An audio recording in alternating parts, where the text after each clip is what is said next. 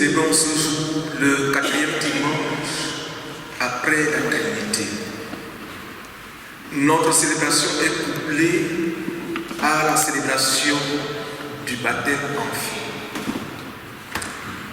En effet, l'enfant Muriel Manon va recevoir le sceau de son baptême. Et vous êtes tous là, paroissiens habituels, amis de passage et membres de la famille du Manon. À vous tous, je vous souhaite la bienvenue en ce saint lieu de la présence de Dieu et de la bénédiction.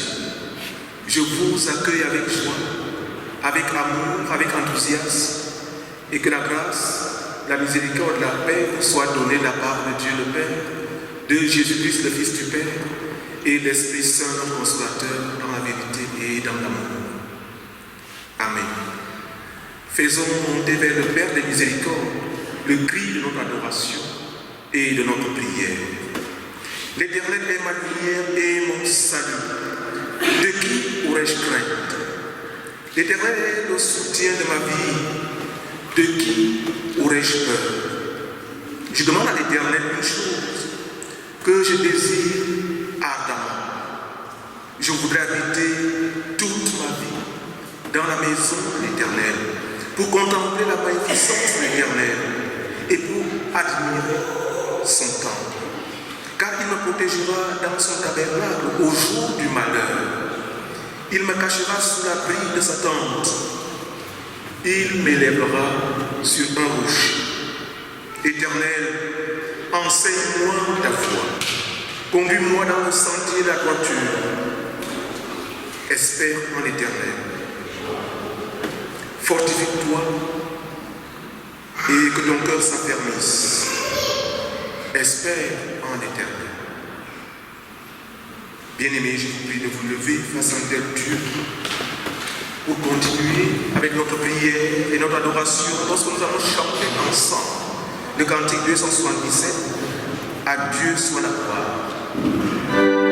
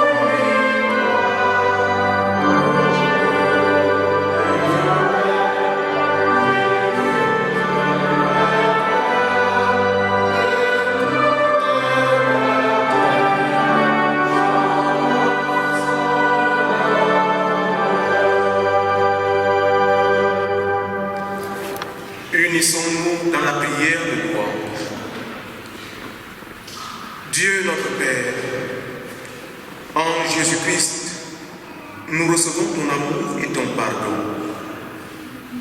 Ne regarde pas nos cœurs endurcis et accorde-nous de vivre réconciliés les uns avec les autres par Jésus-Christ, ton Fils, notre Seigneur, qui vit et règne avec toi, le Père Tout-Puissant et le Saint-Esprit, un seul Dieu pour les siècles des siècles. Amen. Je vous prie de reprendre place. Et dans le recueillement, écoutons de quelle manière le Seigneur peut être servi. Dieu est lumière, et il n'y a point en lui de ténèbres. Si nous disons que nous n'avons pas péché, nous nous séduisons nous-mêmes. Et la vérité n'est pas en nous. La vérité n'est pas en nous. Bien-aimés, reconnaissons devant Dieu que nous sommes pécheurs et cherchons auprès de lui la grâce accordée en Christ Jésus et obtenue au moyen de notre foi. Dieu Tout-Puissant et miséricordieux, nous avons erré et nous sommes égarés loin de tes voies, comme des brebis perdues. Nous avons suivi les penchants aveugles de notre cœur. Nous avons ignoré ta volonté et nous avons détourné notre regard des besoins de notre prochain. Nos paroles n'ont pas toujours été vraies, ni nos pensées pures. Nous avons suivi et servi d'autres dieux et convoité ce qui appartient à nos frères. Aie pitié de nous, Seigneur, accorde-nous ta grâce. Nous te le demandons au nom des promesses faites par Jésus-Christ. Amen. Je vous invite maintenant à vous lever, à l'effet d'élever vos cœurs par la foi à Dieu pour recevoir son pardon.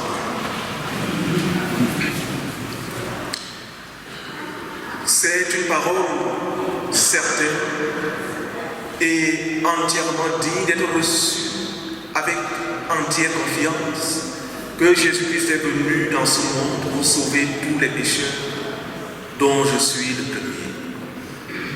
Fondé sur ces paroles, il est reçu avec entière confiance et en tant que pasteur, esclave de Jésus-Christ et avorton de Dieu, à tous ceux qui se répandent et qui croient, j'annonce maintenant le pardon de Dieu et j'atteste la rémission de leurs péchés au nom du Père, au nom du Fils, au nom de l'Esprit Saint, dans la vérité et dans l'amour. Amen. Et toi, mon âme, bénis le Seigneur et n'oublie aucun de ses bienfaits. Avec cette force que nous donne le pardon de Dieu, chantons maintenant pour manifester notre reconnaissance au Dieu notre salut. Ensemble, le cantique 153, tournez les yeux.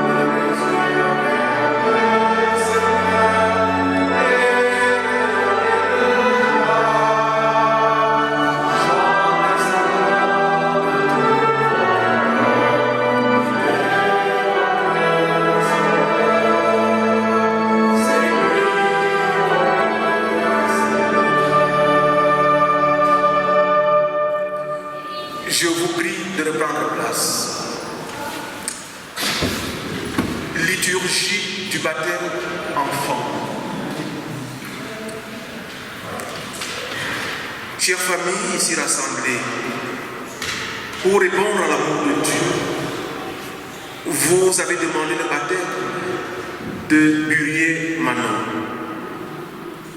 Parents et marraines, veuillez vous lever et vous approcher avec votre enfant.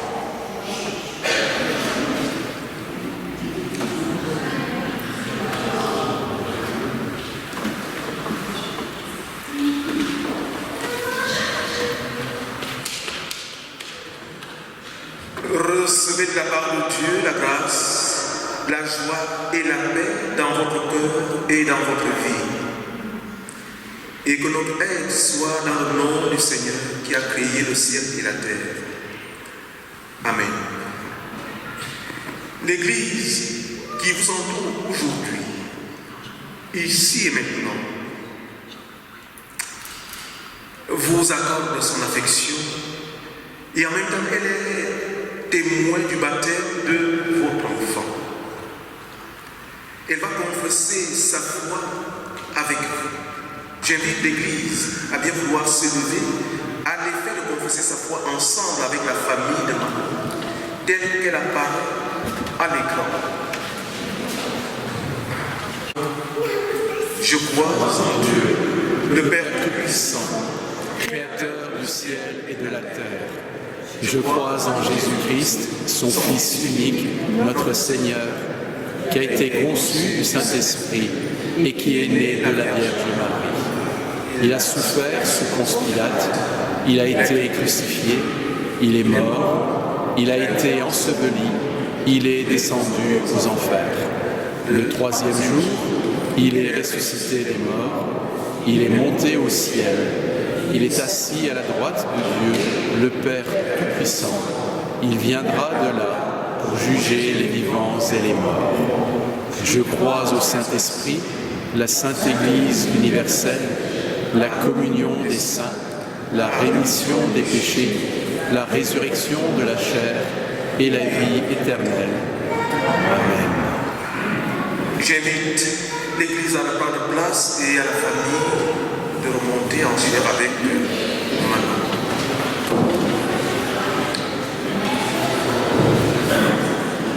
Puisque vous avez demandé que votre enfant reçoive le sacrement du baptême, je vous invite à écouter de quelle manière le Christ ressuscité et glorifié, notre Seigneur, a institué le Saint-Sacrement du baptême. Après sa glorieuse résurrection d'entre les morts et avant son retour dans le séjour de la gloire éternelle, il appela les 11 et leur parla en ces termes. Tout pouvoir m'a été donné dans le ciel et sur la terre. Allez, faites de toutes les nations des disciples, baptisez-les au nom du Père, du Fils et du Saint-Esprit, et enseignez-leur à garder tout ce que je vous ai prescrit. Et voici, je suis avec vous tous les jours, jusqu'à la fin du monde. Amen. Instruction par rapport au baptême. Le baptême nous est administré comme signe de notre adoption et notre entrée au corps du Christ, afin d'être lavé et nettoyé par son sang et puis renouvelé par son esprit pour vivre d'une vie désormais sainte. L'eau du baptême est donc la symbolique de notre lavement et de notre purification. Bien que nous ne recevons qu'une seule fois le baptême, nous affirmons aussi que les bienfaits qui nous y sont présentés s'étendent au cours de notre vie tout entière, en sorte que nous avons une attestation permanente que Jésus-Christ sera toujours notre justice et notre sanctification. Et puisque vous l'avez demandé, votre enfant va être baptisé au nom du Père qui lui a donné le souffle, l'aide et le mouvement. Votre enfant va être baptisé au nom du Fils, Jésus le Christ, mort et ressuscité pour elle, et qui l'appelle dès aujourd'hui, ici et maintenant, à son service. Votre enfant va être baptisé au nom de l'Esprit Saint, l'Esprit de Dieu, l'Esprit du Christ, l'Esprit de la Pentecôte, qui fera naître en elle la foi, l'espérance et l'amour. Voyez-vous, chaque jour de notre baptême nous rappelle que nous dépendons de Dieu seul et qu'ensemble nous vivons de son amour. Nous croyons que cela est vrai également pour nos enfants, même s'ils ne le savent pas encore. En effet, nous aimons Dieu parce que lui nous a aimés le premier. Engagement. Je vous invite maintenant à prendre votre libre engagement devant Dieu et devant son Église. Puisque vous avez demandé le baptême de Urié Manon pour répondre à l'amour de Dieu qu'il a reçu dans son alliance de grâce, c'est une chose combien merveilleuse. Par votre exemple, par votre appui, par vos prières, vous la soutiendrez pour qu'à l'âge de la raison et de la responsabilité, elle puisse se lever par elle-même pour dire oui à son baptême. Alors je vous le demande, à vous, parents et marraines, voulez-vous être pour Urié Manon des témoins du Christ, des compagnons de route qui la conduisent dans les sentiers du Seigneur? Si tel est votre engagement, répondez oui, Jésus-Christ est le Seigneur, qu'il me soit en aide. Chacun répond en son nom. Est-ce bien là votre engagement? Oui, Jésus-Christ est le Seigneur, qu'il me soit en aide. Le Seigneur est le témoin de votre engagement, qu'il vous soit en aide. Amen. Engagement de la communauté. Je demande maintenant à l'Église de se lever. Et quant à vous, fidèles, membres de cette Église locale, souvenez-vous que nous avons la même grâce en partage. Et donc, nous vivons de la même grâce. Baptisés, nous sommes solidaires les uns les autres. En conséquence, voulez-vous accueillir Urié Manon dans notre communauté fraternelle afin qu'elle devienne un jour, afin qu'elle parvienne un jour à la pleine connaissance de Dieu? Si tel est votre souhait, dites oui, Jésus-Christ est le Seigneur, qu'il nous soit en aide. Est-ce bien là votre souhait? Oui, Jésus-Christ est le Seigneur, qu'il nous soit en aide. Le Seigneur est le garant de votre engagement, qu'il vous soit en aide. Amen. Je vous prie de reprendre place.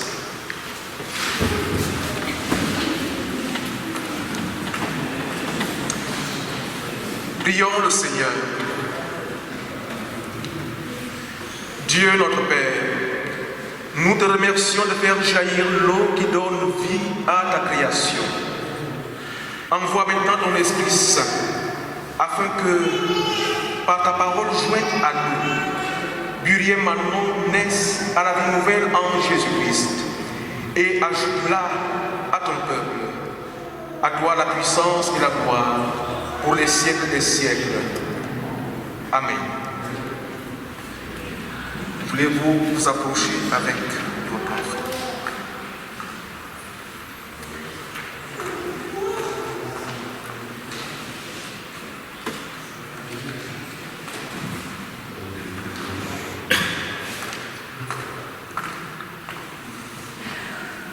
Le Seigneur parle et dit: laissez venir à moi les petits enfants et ne les empêchez pas, car le royaume des cieux est pour ceux qui leur ressemblent. Fondé sur cette recommandation du Seigneur de l'Église, et en tant que pasteur, gardien des mystères divins. Enfant Burier Manon, fille de ceux qui croient en Jésus-Christ, je te baptise au nom du Père, au nom du Fils, au nom de l'Esprit Saint. Amen. Burier Manon,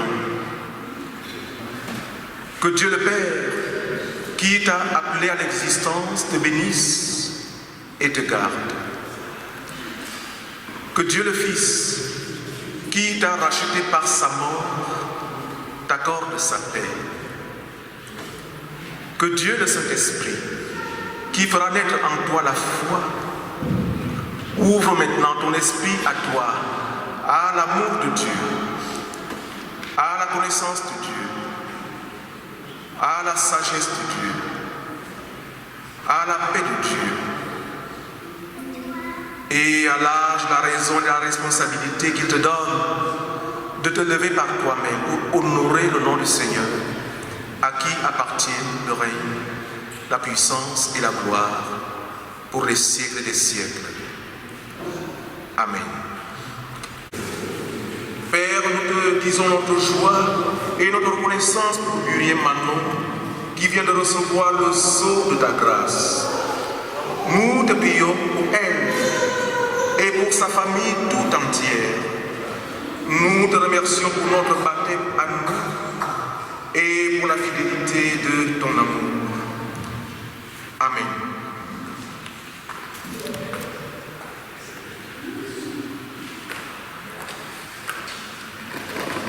Frères et sœurs dans le Seigneur, voici Burier Manon.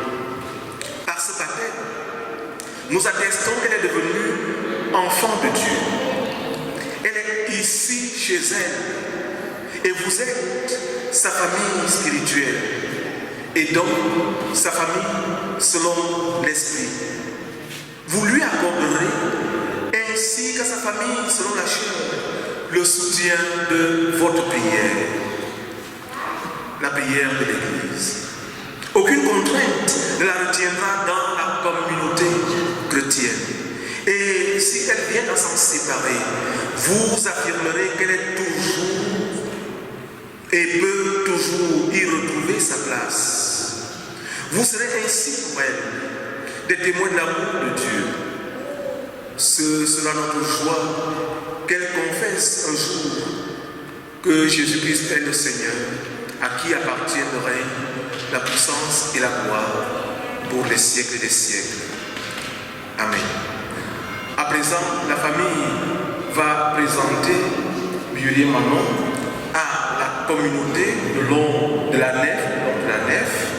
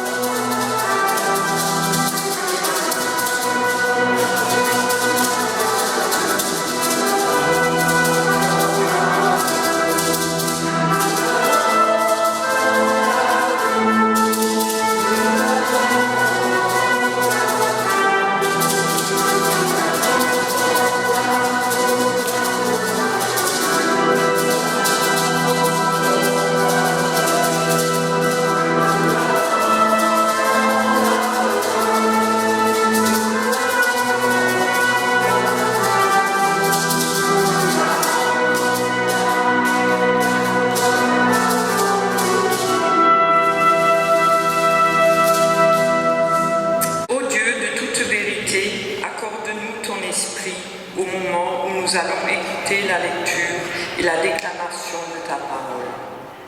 Ouvre nos esprits afin que nous puissions comprendre ce que tu nous as déjà révélé. Délivre-nous de toute volonté propre pour que nous soyons prompts à t'écouter et à t'obéir. Ouvre nos lèvres afin que nos bouches disent ta louange. Par Jésus-Christ, notre Seigneur. Amen. Et la première lecture est dans Genèse 50, versets 15 à 21. Quand les frères de Joseph virent que leur père était mort, ils dirent : « Si Joseph nous prenait en haine et nous rendait tout le mal que nous lui avons fait. » Et ils firent dire à Joseph : « Ton père a donné cet ordre avant de mourir. Vous parlerez ainsi à Joseph : Oh, pardonne le crime de tes frères et leurs péchés, car ils t'ont fait du mal. Pardonne maintenant le péché des serviteurs de Dieu, de ton père. » Joseph pleura en entendant ces paroles. Ses frères vinrent eux-mêmes se prosterner devant lui et ils dirent : « Nous sommes tes serviteurs. » Joseph leur dit : « Soyez sans crainte, car suis-je à la place de Dieu ? Vous avez médité de me faire du mal. Dieu l'a changé en bien pour accomplir ce qui arrive aujourd'hui, pour sauver la vie à un peuple nombreux. Soyez donc sans crainte, je vous entretiendrai, vous et vos enfants. » Et il les consola en parlant à leur cœur. Et nous poursuivrons avec l'épître de Paul aux Romains, chapitre 12, versets 17 à 21. Ne rendez à personne le mal pour le mal. Recherchez ce qui est bien devant tous les hommes. S'il est possible, autant que cela dépende de vous, soyez en paix avec tous les hommes. Ne vous vengez point vous-même, bien-aimés, mais laissez agir la colère, car il est écrit : « À moi la vengeance, à moi la rétribution, dit le Seigneur. » Mais si ton ennemi a faim, donne-lui à manger. S'il a soif, donne-lui à boire. Car en agissant ainsi, ce sont des charbons ardents que tu amasseras sur sa tête. Ne te laisse pas vaincre par le mal, mais surmonte le mal par le bien. Et nous poursuivrons avec le texte qui servira de support à la prédication, qui se trouve dans l'évangile de Jean, au chapitre 8, les versets 3 à 11. Alors les scribes et les pharisiens amenèrent une femme surprise en adultère. Et la plaçant au milieu du peuple, ils dirent à Jésus : « Maître, cette femme a été surprise en flagrant délit d'adultère. Moïse, dans la loi, nous a ordonné de lapider de telles femmes. Toi donc, que dis-tu » Il disait cela pour l'éprouver, afin de pouvoir l'accuser. Mais Jésus s'étant baissé, écrivait avec le doigt sur la terre. Comme il continuait à l'interroger, il se releva et leur dit : « Que celui de vous qui est sans péché jette le premier la pierre contre elle. » Et s'étant de nouveau baissé, il écrivit sur la terre. Quand ils entendirent cela, accusés par leur conscience, ils se retirèrent un à un, depuis les plus âgés jusqu'au dernier. Et Jésus resta seul avec la femme qui était là au milieu. Alors, s'étant relevé et ne voyant plus que la femme, Jésus lui dit : « Femme, où sont ceux qui t'accusaient ? Personne ne t'a-t-il condamné ? » Elle répondit : « Non, Seigneur. » Et Jésus lui dit : « Je ne te condamne pas non plus, va et ne pêche plus. » Seigneur, à qui d'autre irions-nous ? Ta parole est la vérité et la vie. sanctifie-nous par ta parole. Amen.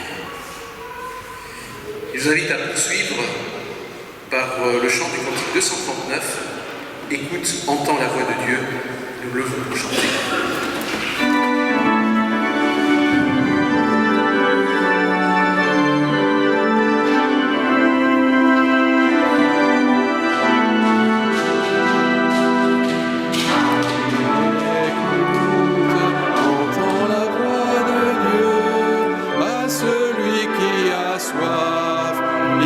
Se révéler. Écoute, que tout en toi se taise, que tout en toi s'apaise, et parle ton Dieu.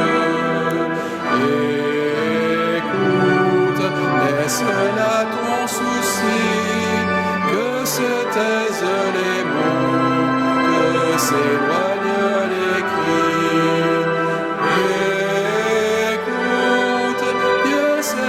Sans compter, sa parole est le pain qui vient nous rassasier. Écoute, Dieu t'invite au désert, au silence du cœur, à la source sans fin. Écoute, il se tient à la porte. Il frappe et bien heureux celui qui ouvrira. Écoute, Dieu passe près de toi dans la brise légère, dans le vent de l'esprit. Écoute, tu es aimé de Dieu, tu es choisi de Dieu, il veut pour toi la vie. Veuillez reprendre vos places. Alors, s'étant relevé, et ne voyant plus que la femme, Jésus lui dit, « Femme, où sont ceux qui t'accusaient? Personne ne t'a-t-il condamné? » Elle répondit, « Non, Seigneur. » Et Jésus lui dit, « Je ne te condamne pas non plus. Va et ne pêche plus. » Versets 10 et 11 qui soutiennent mon message de ce matin. Bien-aimés de Dieu, recevez mon salut fraternel dans le nom du Seigneur. Jésus est dans le collimateur des chefs religieux qui veulent l'arrêter pour le mettre définitivement hors d'état de nuire. Car il n'arrête pas de déconstruire la religion et d'éloigner le peuple de leur autorité. Dans l'espoir d'atteindre leur objectif, ils vont lui tendre un piège en lui présentant une femme surprise en adultère. Verset 4, partie B. C'est que les religieux, qui sont tous des hommes, ont souvent eu du mal avec la gente féminine. Une femme adultère cumule et capitalise tous les fantasmes des hommes. On peut se demander ce qu'il y a dans le cœur de ces hommes religieux, pour qu'ils s'acharnent sur cette pauvre femme. Qu'est-ce que cela dit sur leur rapport aux femmes? Méfions-nous des formes ouvertes ou voilé de toute forme de discrimination. Dans la famille, dans la société et dans l'Église. Méfions-nous des formes manifestes et voilées de la discrimination. Je vous invite à œuvrer sans complaisance à l'effet de les traquer et de les éradiquer. Il la place donc au milieu du peuple. Du coup, elle n'est plus un sujet, elle n'est plus une personne, mais un objet qu'on jette et qui va être l'occasion d'une question théologique. Et si elle a été surprise en adultère,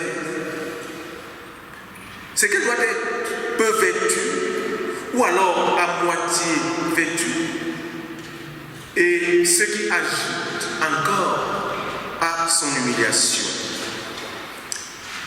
Les scribes et les pharisiens ne considèrent pas Jésus comme un maître qu'il faut écouter, non. Mais il appelle maître comme adversaire à discréditer. Cette dispute autour de la femme surprise en adultère va cependant donner à Jésus l'occasion de préciser les lignes de force de son évangile de grâce. Voici, bien-aimés, ce que dit la loi. Si un homme commet l'adultère avec une femme mariée, l'homme et la femme adultères seront mis à mort. Lévitique, chapitre 20, verset 10. Bien-aimés, quelques questions s'imposent et je les formule. Selon cette loi, l'homme et la femme sont tous adultères. Mais c'est l'homme qui commet l'adultère. C'est l'homme qui commet l'adultère. Pourtant, dans notre texte, on ne voit que la femme adultère. Où est donc passé l'homme fauteur d'adultère et de tout? Où est-il? Où est-il? N'est-ce pas que le flagrant délit d'adultère nécessite un homme et une femme tous coupables? Pourquoi les deux ne sont-ils pas traînés dans le temple et devant Jésus? Voyez-vous, cet acharnement sur la femme en dit long sur les fantasmes religieux et de ces religieux qui sont tous des hommes. La femme adultère est donc au milieu de la foule et devant Jésus. Du coup, tous les regards se tournent vers Jésus qui devient ipso facto le centre d'intérêt malgré lui. Il devient le centre d'intérêt malgré lui. Moïse, dans la loi, nous a ordonné de lapider de telles femmes. Toi donc, que dis-tu? Verset 5 de notre texte. Voyez-vous, le piège diabolique est posé. Et il se referme sur Jésus qui, désormais, se retrouve dans une situation embarrassante, délicate et inconfortable. Et pour cause. Soit Jésus justifie la lapidation de la femme et donc la mise à mort. Dans ce cas, il se met à dos la foule et s'attire en même temps les foudres de l'autorité romaine qui, comme toute autorité établie, s'était réservé le droit de prononcer et d'exécuter les peines capitales. Soit Jésus s'élève contre la loi de Moïse, mais dans ce cas, il se met en contradiction avec ce que Moïse a dit. Il perd toute autorité pour enseigner dans le temple et il pourra être accusé et traduit devant le Sanhédrin, le tribunal religieux. Voyez-vous, ces hommes cherchent simplement à accuser Jésus et à le traduire devant le Sanhédrin. D'où ce piège diabolique qu'ils ont fomenté. Et quelle sera la réponse de Jésus? Comment va-t-il sortir de ce dilemme? Laissons le texte sacré nous le dire. Mais Jésus se baissa et se mit à écrire sur la terre. Verset 6, partie B. C'est l'unique fois où Jésus a écrit. Pourquoi écrit-il? Pourquoi écrit-il? Quelle en est la signification? Bien-aimés, pour répondre à ce questionnement, rappelons-nous que Dieu lui-même est l'auteur et le rédacteur de la loi. Ne l'oublions pas. Dieu lui-même est l'auteur et le rédacteur de la loi. C'est Dieu qui écrit la loi et la donne. C'est ce qu'il a fait en tout cas sur le mont Sinaï. Et je cite, l'Éternel dit à Moïse, taille 2 tables de pierre comme les premières, et j'y écrirai les paroles qui étaient sur les premières tables que tu as brisées. Exode chapitre 34, verset 1 et suivant. Et encore subtil, Dieu écrira la loi dans les cœurs et non plus sur les tables. Citons encore les Saintes Écritures. L'Éternel parle et dit, mais voici l'alliance que je ferai avec la maison d'Israël. Après ces jours-là, dit l'Éternel, je mettrai ma loi au-dedans d'eux. Je l'écrirai dans leur cœur et je serai leur Dieu et ils seront mon peuple.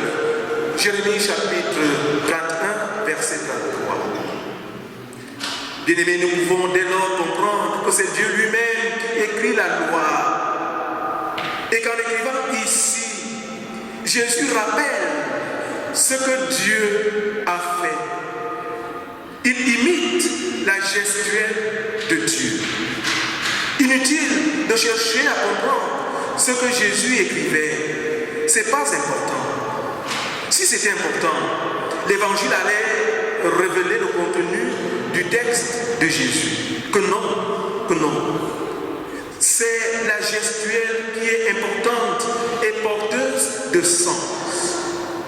Dieu lui-même a le pouvoir d'écrire la loi. Et si Jésus écrit, il est donc Dieu. Il est donc Dieu. Jésus, en écrivant, c'est-à-dire en imitant le geste de Dieu, veut faire comprendre qu'il est Dieu. Il veut faire comprendre qu'il est lui-même l'auteur et par conséquent le commentateur compétent et qualifié du commandement qui accuse et condamne à mort la femme adultère. Jésus est donc le véritable législateur. Voilà ce qu'il veut signifier lorsqu'il se baisse pour écrire. Mais les scribes et les pharisiens ne veulent reconnaître ni le législateur, ni son commandement. Ils s'opposent à l'un et à l'autre.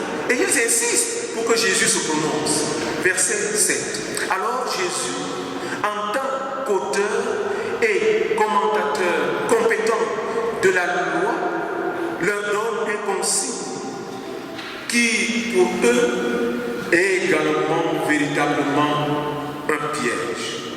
Que celui de vous qui est sans péché jette la première pierre. Verset 7, partie B. Dit autrement, que celui qui n'a rien à se reprocher dans cette affaire d'adultère remplisse donc la fonction de juge et de bourreau. Voilà. Que celui qui n'a rien à se reprocher dans cette affaire, eh bien, qu'il remplisse donc la fonction de juge et de bourreau. Les piégeurs sont à présent piégés à leur tour. Après ces consignes, Jésus reprend son geste porteur de sens. Mais bien aimé, pourquoi personne n'exécute pas la consigne? Pourquoi se retire-t-il un à un? Que s'est-il passé? C'est que sous ces deux formes, l'accusation portée contre Jésus est devenue impossible. Jésus sort de cette épreuve justifié devant Dieu et devant les hommes. Celui qui est l'auteur et le commentateur compétent de la loi a pris les pharisiens et les scribes en flagrant délit d'adultère eux-mêmes. Il les a pris en flagrant délit d'adultère. Oui.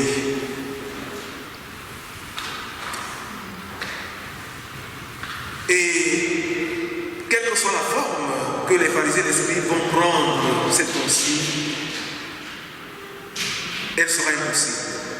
Cela veut dire que Jésus les a manifestement forcés à se mettre sur le même rang que la femme adultère, parce qu'ils sont tous coupables comme elle et qu'ils méritent tous la mort comme elle. Dès lors, ils se sont évanouis en tant qu'accusateurs.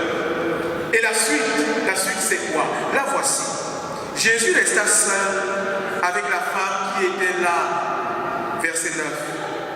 Elle demeure à l'endroit même où, en tant qu'accusée à juste titre, elle avait attendu la sentence de mort et son exécution.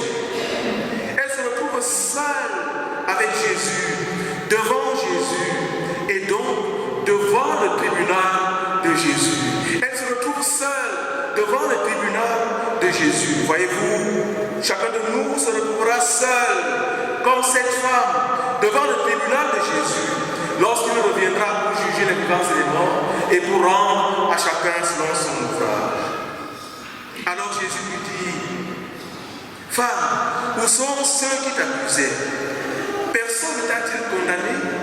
Elle répondit: Non, Seigneur. Nous pouvons alors convenir que si Jésus se retrouve seul avec la femme accusée, c'est qu'il est le seul juge légitime et compétent de cette femme. Ce n'est pas les pharisiens et les scribes. C'est Jésus, le véritable juge compétent et qualifié pour dire la justice de Dieu pour le profit de la femme adultère.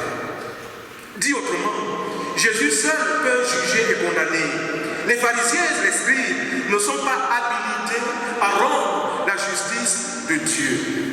En se retirant, ils se déclarent eux-mêmes incompétents. En se retirant, ils se déclarent ipso facto incompétents. Moi, toujours enclin à juger l'autre. Suis-je compétent pour juger mon frère ou ma soeur en Christ?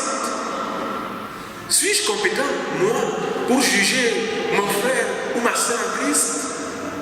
Toi, toujours enclin à juger l'autre, es-tu compétent pour juger ton frère ou ta soeur en Christ? Je ne parle pas de la justice des hommes. Le Seigneur parle et dit: ne jugez pas et vous ne serez point jugés.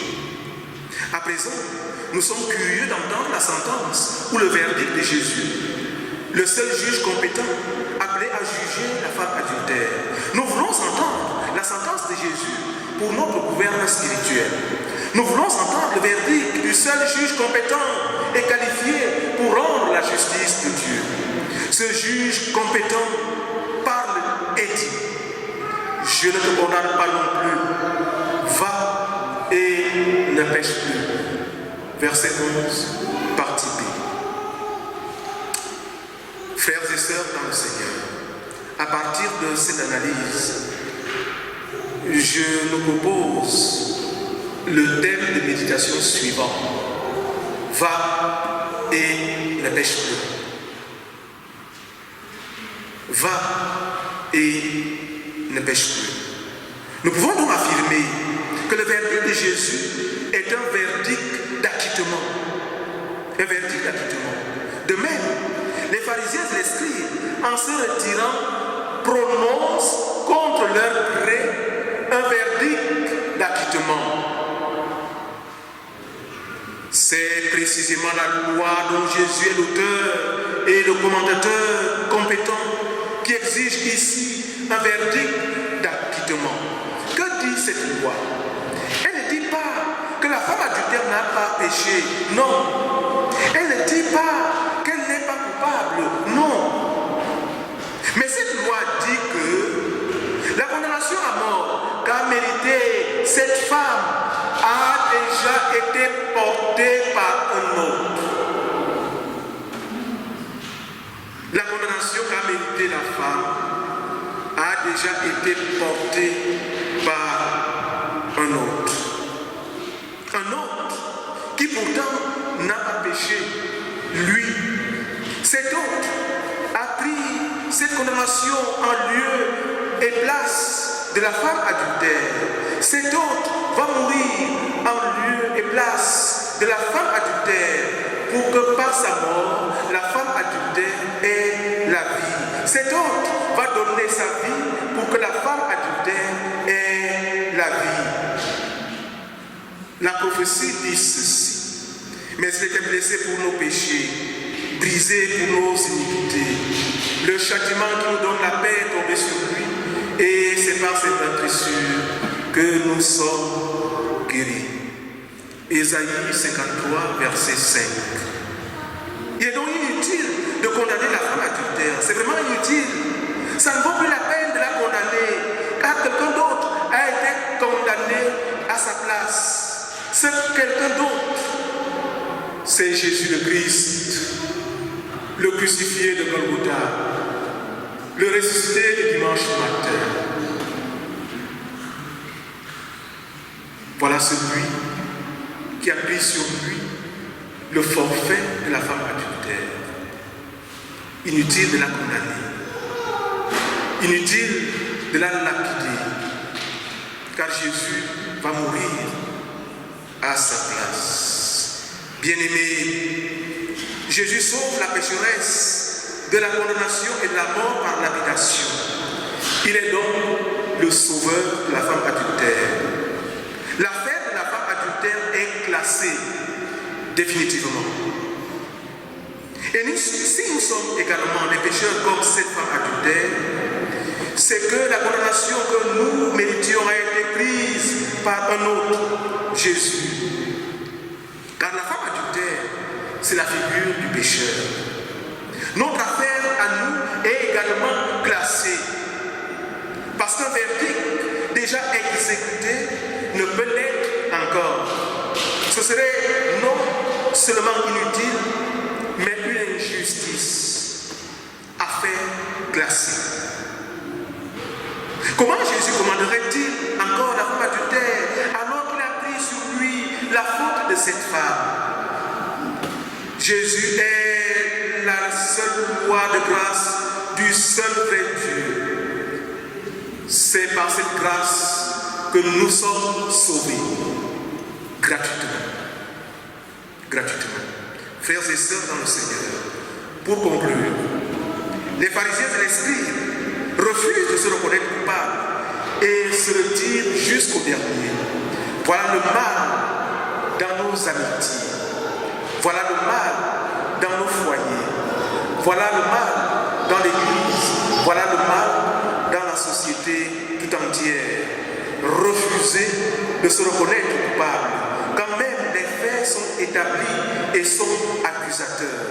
Notre orgueil nous amène toujours à nous justifier, à trouver des alibis, à trouver des prétextes, et que sais-je encore. Mais Dieu, lui, voyez-vous, connaît les cœurs et les intentions.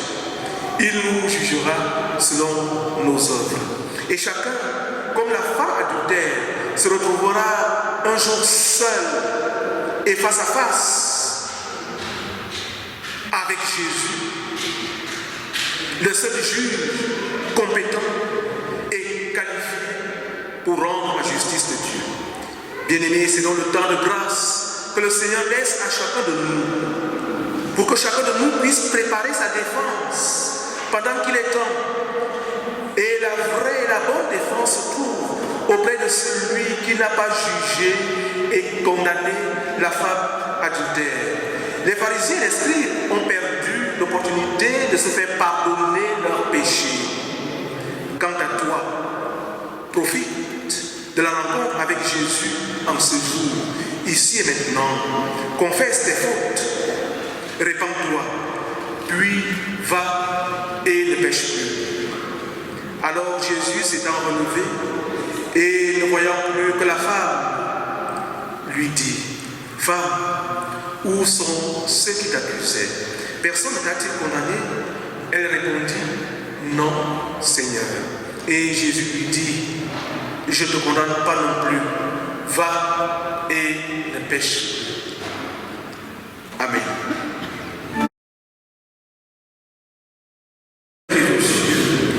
Que ton nom soit sanctifié, que ton règne vienne, que ta volonté soit faite sur la terre comme au ciel.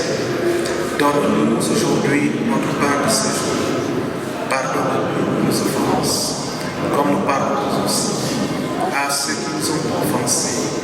Et ne nous laisse pas entrer en tentation, mais parce que toi t'appartient le règne, la puissance et la gloire pour les siècles des siècles. Amen. Et écoutez maintenant cette exhortation et recevez la bénédiction de la part de notre Dieu. Exhortation. Et Jésus lui dit: Je ne te condamne pas non plus. Va et ne pêche plus. Toi également, va et fais de même. Recevez maintenant la bénédiction de la part de notre Dieu. Que la paix de Dieu qui surpasse toute intelligence garde vos cœurs et vos pensées en Christ Jésus. Partez maintenant. Vous êtes aimés de Dieu. Vous êtes bénis de Dieu. Amen. Et chantons pour terminer le cantique 320, nous avons vu les pas.